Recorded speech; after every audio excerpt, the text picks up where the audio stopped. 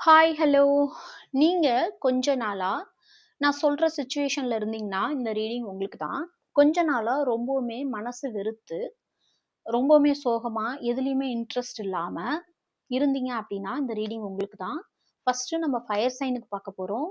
Aries, Leo, செஜிடேரியஸ் அதாவது மேஷ ராசி, சிம்ம ராசி, தனு ராசி அவங்களுக்கு பார்ப்போம். அந்த மாரி ஸ்டேஜ்ல நீங்க இருக்கீங்க. இதுதான் உங்களோட ராசி அப்டின்னா, உங்களுக்கான ரீடிங் தான் இது. ஸோ அதுக்கான சொல்யூஷன் என்ன? என்ன நடக்கும்? உங்களுக்கு எப்ப இந்த மாதிரியான ஒரு மைண்ட் செட் மாறுங்கிறத பார்ப்போம். ப்ளீஸ் லைக் பண்ணுங்க, ஷேர் பண்ணுங்க, மறக்காம கமெண்ட் பண்ணுங்க, ஃபாலோ பண்ணுங்க, சப்ஸ்கிரைப் பண்ணுங்க. இந்த energy only for my followers and subscribers. அதனால மறக்காம பண்ணுங்க.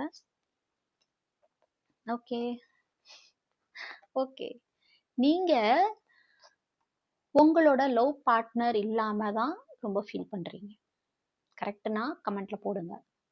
அண்ட் மறக்காம அவங்களுக்கான இடத்த ஒதுக்கி வைங்க. They will be back.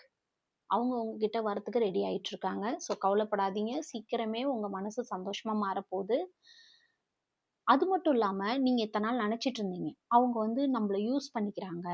Okay, நம்ம நம்ம மேல உண்மையான பாசம் இல்ல. ஜஸ்ட் அவங்க வந்து வேற எதுக்கோ பயன்படுத்திக்கிறாங்க நம்மளன்னு. அது கிடையாது. அவங்க உண்மையான பாசத்தோட எல்லாத்தையும் விட்டு உங்களுக்காக வரத்துக்கு ரெடியா இருக்காங்க. அது மட்டும் இல்லாம அவங்க உங்களை ஸ்பை பண்ணிட்டு இருக்காங்க. ஓகே, உங்களோட இன்ஸ்டாகிராம்லயோ ஃபேஸ்புக்லயோ அல்லது எங்கேயோ ஒரு இடத்துல உங்களை கவனிச்சுக்கிட்டே இருக்காங்க. உங்களை பத்தி நினைச்சிட்டே இருக்காங்க. ஓகே, நீங்க லவ்வ மனிஃபெஸ்டேஷன் பண்ணிட்டு இருக்கிறீங்க. ஸோ அவங்கள 24 மணி நேரமும் நீங்க நினைச்சிட்டு இருக்கிறது அவங்க மனசுல மிகப்பெரிய மாற்றத்தை உருவாகியிருக்கு.